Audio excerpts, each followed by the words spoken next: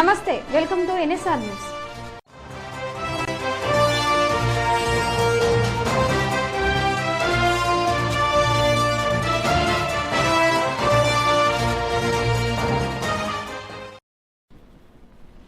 Agency ప్రాంతాల్లో చలి వీస్తుంది. కొమరం భీం జిల్లా ఆసిఫాబాద్ కేంద్రంలోని ఎస్సీ ఎస్టీ బాలుర వసతి గృహంలో విద్యార్థులకు అరాకొర వసతులు ఉండటంతో విద్యార్థులు నానా ఇబ్బందులు పడుతున్నారు.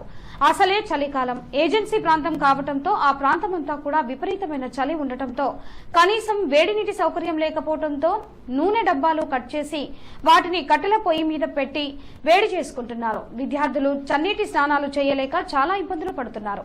హాస్టల్లోనే బోర్వెల్ ద్వారా వచ్చే చన్నీటితో స్నానాలు చేస్తూ విద్యార్థులు ఎన్నో ఇబ్బందులకు గురవుతున్నారు. ఇప్పటికైనా అధికారులు స్పందించి ఏజెన్సీ ప్రాంతాల్లో ఉన్న విద్యార్థులకు సరైన వసతులు కల్పించాలని వారు కోరుకుంటున్నారు. గణిత శాస్త్రంలో మేధావి శాస్త్రవేత్త అయినటువంటి శ్రీనివాస రామానుజం జన్మదినం సందర్భంగా ఆల్ ఫోర్స్ కళాశాలలో గణిత పోటీలను నిర్వహించారు. 6వ తరగతి మొదలుకొని 10వ తరగతి విద్యార్థుల వరకు ఈ పోటీల్లో పాల్గొన్నారు. తరగతుల వారీగా ప్రథమ, ద్వితీయ, తృతీయ బహుమతులను అందజేశారు. ఈ సందర్భంగా ఆల్ ఫోర్స్ కళాశాల చైర్మన్ నరేందర్ మాట్లాడుతూ ప్రతి ఒక్క విద్యార్థి కూడా ఈ పోటీ ప్రపంచంలో నిలదొక్కుని ఉండాలంటే ఖచ్చితంగా చిన్నప్పటి నుండి గణిత శాస్త్రంపై అవగాహన కలిగి ఉండాలని, ప్రపంచ దేశాల్లో గణిత ప్రస్తావన వచ్చినప్పుడు మొదటగా భారతదేశం పేరే వస్తుందని, అది కొనసాగే విధంగా విద్యార్థులు కృషి చేయాలని ఆయన అన్నారు. ఈ కార్యక్రమంలో కళాశాలకు సంబంధించిన ఉపాధ్యాయులు మరియు పిల్లల తల్లిదండ్రులు పాల్గొన్నారు. అంటే ఈ పిల్లల్లో మేము కొన్ని బయటి కాంపిటేటివ్ ఎగ్జామ్స్ రాయాలని ఇంట్రెస్ట్. ఈరోజు చూస్తున్నాం కదా, సమయం దొరికితే పిల్లలు సెల్ ఫోన్తో ఆడుతుంటారు, టీవీ చూస్తుంటారు, హాలిడే ఎందుకు వేస్ట్ చేయాలని చూస్తుంటారు. బట్ ఈ చిన్న వయసులో ఇవాళ పిల్లలు చూస్తున్నాం కదా, ఎంత ఇంట్రెస్ట్గా ఇవాళ మేము ప్రైజ్ తీసుకోవడానికి వెళ్తున్నాం. వీళ్ళ తోటి ఫ్రెండ్స్ అందరూ గలీలలో ఆడుతుండొచ్చు, బట్ ఈ పిల్లలు మాత్రం చదువు పట్ల ఇంట్రెస్ట్ చూపిస్తున్నారు. అంటే మా ఉద్దేశం కూడా ఏంటంటే పిల్లలకు చిన్నప్పటి నుంచే ఇంకా చదువు పట్ల శ్రద్ధ భక్తులు పెరుగుతుండాలి అన్న ఉద్దేశంగా మనం ఇవన్నీ ప్రయత్నిస్తున్నాం. కాబట్టి ఈరోజు మరి ఇక్కడ క్యాష్ ప్రైజ్ తీసుకోబోతున్న పిల్లలందరికీ నేను మనస్ఫూర్తిగా అభినందన తెలియజేస్తూ, భవిష్యత్తులో ఈ పిల్లలందరూ ఇలాంటివి ఇంకెన్నో అవార్డులు రివార్డులు అందుకోవాలని చూసి కోరుకుంటూ, మరి శ్రీనివాస రామానుజన్ని మరి అందరూ కూడా స్ఫూర్తిగా తీసుకొని, నిజానికి మరి ఆయన అంత చిన్న వయసులోనే చాలా గొప్ప గొప్ప డెరివేషన్ చేస్తూ ఇవాళ మనకి ఎన్నో గణిత టెక్నిక్స్ చేసిన గొప్ప మేధావి రామానుజన్. ఆయన భారతీయుడు అయినందుకు మనం అందరం గర్వపడుతూ, ఆయన అడుగు జాడల్లో నడుస్తూ ప్రపంచంలోనే గణితం అనగానే భారతదేశం. 100 సంవత్సరాల కింద కూడా ఇంగ్లాండ్ ధీటుగా భారతదేశం ఉండేది గణితంలో. ఇప్పుడు కూడా ప్రపంచంలో గణితం అంటే భారతదేశం గుర్తుకొస్తుంది. ఈ పిల్లలు యంగ్ సైంటిస్ట్ అందరూ కూడా రాబోయే రోజుల్లో ప్రపంచంలో మ్యాథ్స్ అనగానే.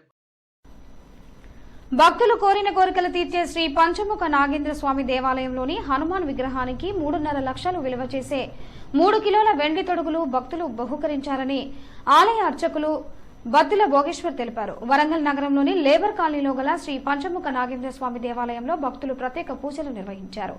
ఆలయంలో భక్తులు కోరిన కోరికలు తీరుతుండటంతో భక్తులు స్వామివారికి వివిధ రూపాల్లో కానుకలు సమర్పిస్తున్నారు. రాజ్యలక్ష్మి, లక్ష్మీపతి దంపతులు తమ కోరికలు తీరినందున స్వామివారికి 3.5 కిలోల వెండితో తొడుగు చేయించారు. ఈ రోజు అర్చకులు ప్రత్యేక పూజలు చేసి స్వామివారికి వెండి తొడుగు ధరించారు. శివాలయం, రామాలయం, పురాతనమైనటువంటి పంచముఖ నాగేంద్ర స్వామికి విశేష పూజలు గత కొన్ని సంవత్సరాల నుండి విశేషంగా సీతారామ కళ్యాణం, శివ కళ్యాణం, సుబ్రహ్మణ్య షష్ఠి మరియు శివాలయానికి సంబంధించి, విష్ణాలయానికి సంబంధించి అనేక పూజలు నిర్వహించడం జరుగుతుంది. విశేషంగా భక్తుల స్పందన కూడా ఉంటుంది. భక్తులకు ఏ కోరిక అయితే కోరుతారో అలాంటి కోరికను నెరవేర్చేటువంటి దేవాలయం మన పంచముఖ నాగేశ్వరాలయం. మనం సనాతనం నుండి ఈ యొక్క దేవాలయంలో సీతారామ కళ్యాణం నిర్వహించడం జరుగుతుంది. విశేష స్పందనతో భక్తులందరూ కూడా చాలా విశేషంగా స్వామివారి యొక్క కళ్యాణ మహోత్సవాన్ని తిలకించడం కొరకు రావడం జరుగుతుంది. ఈ యొక్క కళ్యాణ మహోత్సవానికి శ్రీ పంచముఖ నాగేశ్వరాలయ కమిటీ ఆధ్వర్యంలో విశేషంగా అన్ని కార్యక్రమాలు కూడా నిర్వహించడం జరుగుతుంది. మరియు ఈ యొక్క సీతారామ కళ్యాణానికి మనకు పూర్వం నుండి ఈ యొక్క కార్యక్రమాలకు సహకరించినటువంటి మడూరు లక్ష్మీపతి, రాజ్యలక్ష్మి గారు, వాళ్ళ కుమారులు వేణుగారు, శ్రీనివాస్, రఘునాథ్ గారు, వాళ్ళు దంపతులు సహా మనకు సీతారామ కళ్యాణ మహోత్సవానికి విగ్రహాలు కూడా ఇవ్వడం జరిగింది. అదేవిధంగా కళ్యాణ మహోత్సవం విశేషంగా నిర్వహించబడుతుంది. ప్రతి పూజా కార్యక్రమాలు కూడా విశేషంగా నిర్వహించడం జరుగుతుంది. ఈరోజు మనకు ఆంజనేయ స్వామికి వాళ్ళు ఏనాటితో వరంగల్ నగరంలో అర్ధరాత్రి ఒక్కసారిగా కారులో మంటలు రావడంతో ఉలిక్కిపడ్డారు. పుప్పాలగుట్ట కాలనీవాసులు వరంగల్ నగరంలోని 35వ డివిజన్ పుప్పాలగుట్టలోని ప్రభుత్వ ఆసుపత్రి ప్రాంగణంలో గత ఎన్నికలలో కార్పొరేటర్ గా పోటీ చేసిన ఇనుముల అజయ్ టవేరా కార్ని అర్ధరాత్రి తన అన్న కొడుకు వదిన ఇద్దరు తగలబెట్టారు. అంతేకాకుండా నన్ను చంపడానికి ప్రయత్నించారు. రాత్రి ప్రాణాలు కాపాడుకోవడానికి ఎదురుగా ఉన్న ఇంట్లోకి వెళ్లి దాక్కున్నాను. పోలీసు వారి ఎదుట కూడా నన్ను చంపేస్తా అని కారును కూడా నేనే పెట్రోల్తో కాలపెట్టానని అని అజయ్ కుమార్ తెలిపారు. దీనిపై కేసు నమోదు చేసి మిల్స్ కాలనీ పోలీసులు దర్యాప్తు చేస్తున్నారు. బిడ్డను బతికినామని చెప్పి అతని యొక్క గ్లామర్ ను రాత్రి 12 గంటల సుమారులో ప్రజలందరూ వాడ ప్రజలు చూస్తా అంటే నా మీదకి 2 వీలర్ వేసుకొని రావడం జరిగింది. నేను తప్పించుకొని ఎదురింట్లో చూడడం జరిగింది. ఈ సంఘటనకు మరి ఏ విధమైందో చెప్పలేం, కానీ నాకు ఎవరో 1,80,00,000 రూపాయలు ఇచ్చిళ్ళంట. ఇనుముల సుధాకర్, ఇనుముల హైమవతి, ఇనుముల మహేష్, ఇనుముల మల్లికార్జున్, ఇనుముల ఐలమ్మ, ఇనుముల లక్ష్మణ్, ఇనుముల రాము, ఇనుముల సుధాకర్, ఇనుముల శివకుమార్, ఇనుముల గణేష్ వీళ్ళందరూ నాపై రెక్కి కట్టి గత 6 రోజుల నుండి నన్ను ఎక్కడెక్కడ తిరుగుతానా అనుసంధానించుకుంటూ వాళ్ళు ఎవరికొవరు చేర చేసుకుంటూ మొబైల్ ద్వారా నా యొక్క పసిగట్టి నన్ను చంపే ప్రయత్నం చేస్తారు. ఈ వీళ్ళతోటి నాకు ప్రాణగండం ఉంది. రాత్రి 12 గంటల సుమారులో నేను 100కు నెంబర్ చేస్తే రెస్పాన్స్ కాలేదు. దాన్ని అదును చూసుకొని నన్ను చంపే ప్రయత్నం చేసిళ్ళు. ఆ సమయంలో నన్ను ఎవరు కాపాడే ప్రయత్నం కూడా చేయలేదు. ఇక్కడ ఈ వాడలో నేను గత 40 ఏళ్ల కాడ నుంచి ఉంటున్నా. ఈ వాడలో నేను ఉన్నను బహిరంగంగా చెప్పడం హెచ్చరించడం జరిగింది. నేనే తలగబెట్టినా వాణ్ణి కూడా ఇప్పుడు చంపుతాను ఇమ్ముంగట్నే అని బహిరంగంగా కుమారస్వామి కానిస్టేబుల్ ముంగట బహిరంగంగా హెచ్చరించడం జరిగింది. ఇది ఎంతవరకు సమంజసం? ఒక డిపార్ట్మెంట్ ముంగటే. తెలంగాణ రాష్ట్ర 6వ పారాటిక్ స్పోర్ట్స్ మీట్ ను ఈ నెల 27వ తేదీన హన్మకొండలోని జేఎన్ఎస్ స్టేడియంలో నిర్వహించడం జరుగుతుందని గాడిపల్లి ప్రశాంత్ తెలిపారు. హన్మకొండలోని ప్రెస్ క్లబ్ లో ఏర్పాటు చేసిన విలేకరుల సమావేశంలో గాడిపల్లి ప్రశాంత్ మాట్లాడుతూ దివ్యాంగులకు ఈ నెల 27వ తేదీన రాష్ట్ర స్థాయి పారా అథ్లెటిక్స్ స్పోర్ట్స్ నిర్వహించడం జరుగుతోందని, ఈ రాష్ట్ర స్థాయి క్రీడల్లో రాష్ట్ర నలుమూలల నుండి సుమారుగా 250 మంది దివ్యాంగులు పాల్గొంటున్నారని ఆయన వివరించారు. ఈ కార్యక్రమానికి ముఖ్య అతిథులుగా జిల్లా మంత్రులు కొండా సురేఖ మరియు సీతక్క, నాయని రాజేందర్ రెడ్డితో పలువురు పాల్గొంటున్నారని ఆయన తెలిపారు. ఈ నెల 27వ తారీఖు జేఎన్ఎస్ స్టేడియంలోని హన్మకొండలో నిర్వహిస్తున్నాం. దీనికి సహకారంగా పారా అసోసియేషన్ ఆఫ్ తెలంగాణ ఆధ్వర్యంలో ఈ 6వ రాష్ట్ర స్థాయి అథ్లెటిక్ మీట్ని నిర్వహించడం జరుగుతుంది. దీనికి అన్ని జిల్లాల నుంచి దాదాపు 300 మంది క్రీడాకారులు, వికలాంగుల క్రీడాకారులు ఈ 6వ స్టేట్ మీట్లో పాల్గొనబోతున్నారు. ఈ 6వ స్టేట్ మీట్కి ఉన్న అథ్లెటిక్ ఈవెంట్స్ ఏంటంటే 100 metre run, 200 metre run, 400 metre run, 800 metre and 1500, 5000. దాంతోపాటు షార్ట్ పుట్, జావలిన్ త్రో మరియు discus throw, high jump, long jump క్రీడలను నిర్వహిస్తున్నాం. ఈ క్రీడల్లో అత్యధిక ప్రతిభ కనబరిచిన ఏ దివ్యాంగ క్రీడాకారులు అయితే ఉంటారో వాళ్ళందరినీ కూడా 22వ జాతీయ స్థాయి అథ్లెటిక్ ఛాంపియన్షిప్ గోవాలోని పనాజ్లో వచ్చే నెల జనవరి 9 నుంచి 14 వరకు జరుగుతుంది. దానికి ఇక్కడ నుంచి మనం రాష్ట్ర స్థాయిలో సెలెక్ట్ చేసి ఆ ఈవెంట్కి మనం పంపించడం జరుగుతుంది. దీంట్లో ప్రతిభ కనబరిచిన విద్యార్థులకు తదుపరి మనం నేషనల్కి వెళ్ళడానికి కూడా ట్రైనింగ్ ఇచ్చే ఆధ్వర్యంలో ఉన్నాం.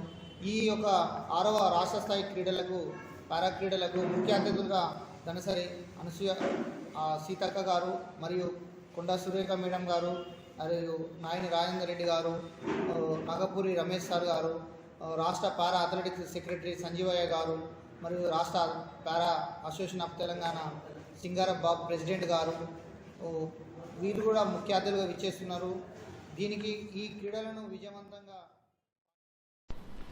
కళాశాల అంటే విద్యార్థులకు విద్యతో పాటుగా మంచి బుద్ధులను నేర్పే ఇల్లు లాంటిది. తల్లిదండ్రుల తర్వాత గౌరవించేది గురువునే. అలాంటి గురువు స్థానంలో ఉండి ఒక కీచక ఉపాధ్యాయుడు విద్యార్థులను మానసికంగా, శారీరకంగా వేధిస్తున్నాడన్న సంఘటన హన్మకొండ జిల్లాలోని భీమారం గ్రామంలో శ్రీ చైతన్య కళాశాలలో నెలకొంది. కళాశాల చైర్మన్ అయినటువంటి బూర సురేందర్ గౌడ్ రాత్రి వేళలో విద్యార్థుల వద్దకు వెళ్లి మీ తల్లిదండ్రులు వచ్చారు అంటూ వారిని తీసుకువెళ్లి శారీరకంగా, మానసికంగా వేధించేవాడని విద్యార్థుల ఫిర్యాదుతో తల్లిదండ్రులు కళాశాల ముందు ఆందోళన నిర్వహించారు. గత 5 రోజుల క్రితం విద్యార్థులకు బలవంతంగా కళ్లు తాగించడంతో 5గురు విద్యార్థులు అస్వస్థతకు గురయ్యారు. స్టడీ అవర్లో విద్యార్థులను తన రూమ్ కు రావాలని బలవంతం చేసేవాడని తల్లిదండ్రులు పేర్కొన్నారు. గొడవ జరగడంతో హన్మకొండ ఏసీబీ కిరణ్ కుమార్ సంఘటన స్థలానికి చేరుకుని తల్లిదండ్రుల ఫిర్యాదు మేరకు కేసు నమోదు చేసుకుని దర్యాప్తు చేస్తున్నారు. కళాశాల చైర్మన్ బూర సురేందర్ గౌడ్ మాత్రం పరారీలో ఉన్నట్టు తెలుస్తోంది.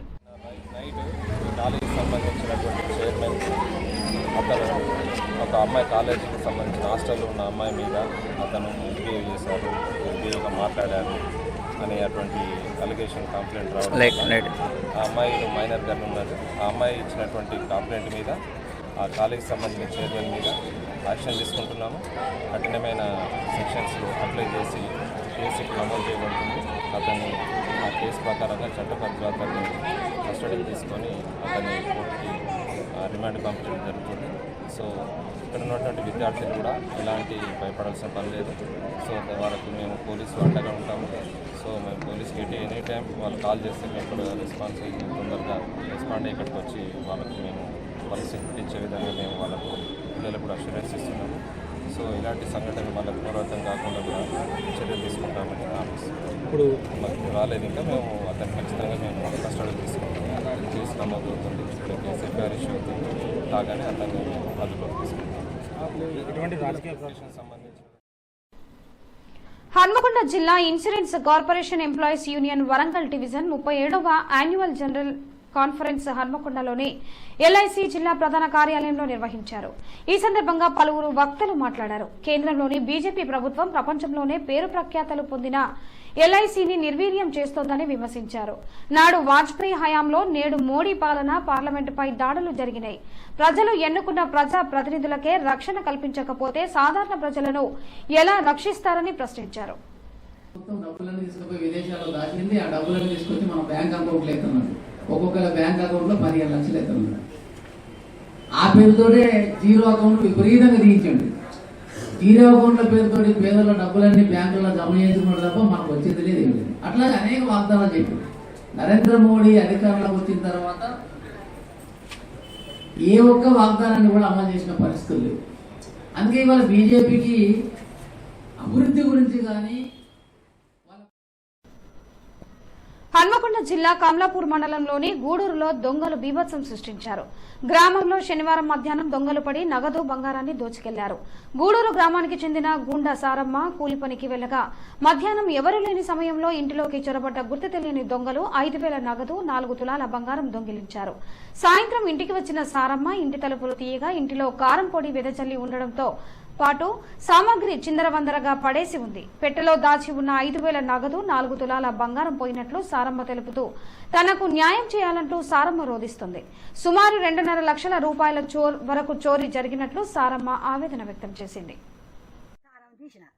కారం తీసి అయ్యో ఈ కారం పొడి ఎక్కడిది, అయ్యో కొడుకురాదా అని చీరను పిలిచిన మాకెవరికే అని ఈ తలుపు తీసిండ్లు, ఆ దేవుని వాళ్ళ వచ్చిండ్లు, ఆ డబ్బాల తాళం బొర్ర ఉంటే తాళం బొర్ర పడబట్టిండ్రు, చదువుకున్నారు. నాయా 5,000 రూపాయలు పోయినాయి, 2 మేడ దగ్గరది పోయింది, పుస్తకాలు తాడిపోయింది. 4 తులాల 2 తులాల బేడెత్తు, 1 ఈసవెత్తు పుస్తకాలు తాడు, 2 తులాల ఈసవెత్తు. కరీంనగర్ వరంగల్ ప్రధాన రహదారిపై పెను ప్రమాదం తప్పింది. హుజురాబాద్ నుండి హన్మకొండకు వెళ్తున్న ఆర్టీసీ బస్సు ప్రమాదవశాత్తు బస్సు వెళ్తుండగానే బస్సుకు ఉన్నటువంటి వెనుక టైరు ఊడిపోవడంతో ప్రమాదం జరిగింది. బస్సులో సుమారుగా 80 మంది ప్రయాణికులు ఉండగా పలువురికి స్వల్ప గాయాలయ్యాయి.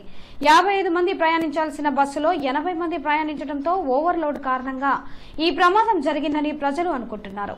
ఈ ప్రమాదంలో ఎలాంటి ప్రాణ నష్టం జరగకపోవడంతో ఆర్టీసీ అధికారులు ఊపిరి పీల్చుకున్నారు. ఇప్పటికైనా అధికారులు స్పందించి బస్సుల్లో ఓవర్లోడ్ కాకుండా చూసుకోవాలని పలువురు అభిప్రాయపడుతున్నారు. 48వ దివ్య జీవన మహాసభలు జనవరి నెల 26, 27, 28 తేదీల్లో యాదాద్రి దేవస్థానంలో నిర్వహించడం జరుగుతుందని శివానంద ఆశ్రమం గురువులు విశ్వదేవానంద స్వామీజీ తెలిపారు.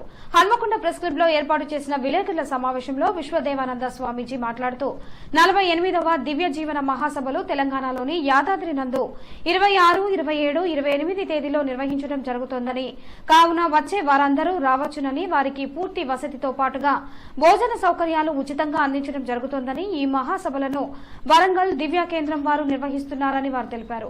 కావున ఈ అవకాశాన్ని వరంగల్ జిల్లా వాసులందరూ ఉపయోగించుకుని ఆ భగవంతుని సేవలో పాల్గొనాలని తెలిపారు. ఈ వార్తలు ఇంతటితో సమాప్తం. నమస్కారం.